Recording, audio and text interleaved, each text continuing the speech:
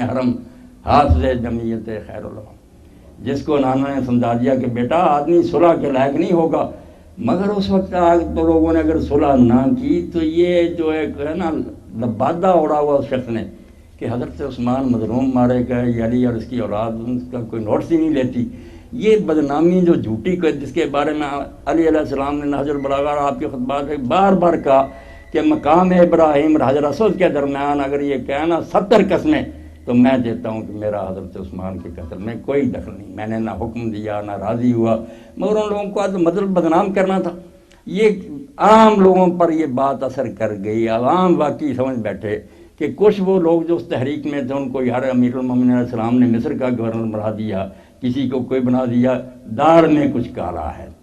اس لیے اللہ کے رسول علیہ السلام نے فرمایا اس کے چہرہ سے نقاب نوچنے کے لیے نا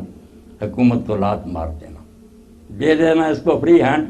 پھر جب یہ حکومت کرے گا نا تو جن لوگوں نے علی علیہ السلام کی بیعت نہیں کی تھی یا آپ کے بارے میں کچھ غلط رائے رکھتے تھے، آپ تاریخ اٹھا لیں، سب مرنے سے پہلے پچھتا کر مرے ہیں کہ افسوس یار علی ٹھیک کہتا تھا، یہ آدمی جو اس نے تو بہانہ بنا رکھا تھا قتل عثمان کا، اس نے تو اسلام کا سارا چیا پانچا کر دیا، نہ نماز وہ رہی، نہ زکوٰۃ رہی، نہ وہ حج رہا،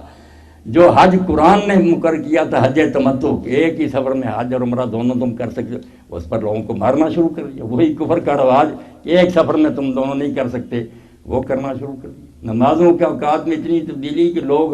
جمعہ کا خطبہ اتنا لمبا کہ عصر کی نماز بیٹھے اشارے سے پڑھ لیتے، سجدہ بھی نہ کرتے، لوگ کہتے اٹھ کر پڑھو، یعنی وقت جا رہا ہے، خطبہ نہیں ختم ہو رہا ظالموں کا۔ اور خطبہ کیا، نعوذ باللہ زبان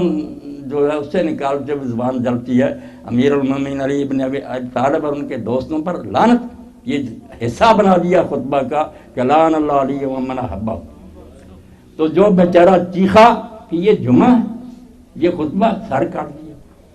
تو ہر شاید تبدیل، مگر یہ 20 سالہ دور ہے۔ امام حسین رضی اللہ عنہ کو جو لوگ شروع کرتے ہیں نا کہ یزید نامزد ہو گیا اور امام حسین رضی اللہ عنہ اس پر ناراض ہو گئے، بات واضح نہیں ہوتی۔ اگر امیر معاویہ کو حضرت حسن یہ ہاتھ کھلا نہ دیتے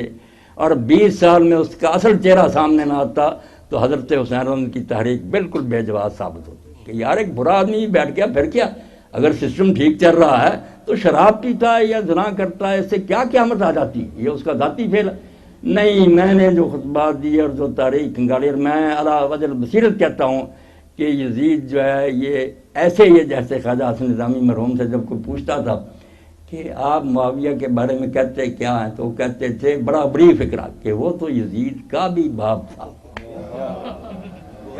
یزید بالکل اس کے مقابلے میں پاسنگ بھی نہیں ہے جو ظلم اس نے کیا، جس نے سر اور اس نے اڑائے ہیں، اور علی علیہ السلام کے ماننے والوں کی جائیدادیں ضبط کی، ان کی زبانیں کاٹی، ان کو درختوں پر لٹکایا، پورے ملک میں دہشت پھیلا دی، اور لوگ اس زمانہ میں پھر حضرت حسین علیہ السلام سے آ کر کہتے تھے کہ یہ صلح ہے جو آپ کے بھائی نے کی، اس کی بجائے ہمیں قتل کرا دیتے،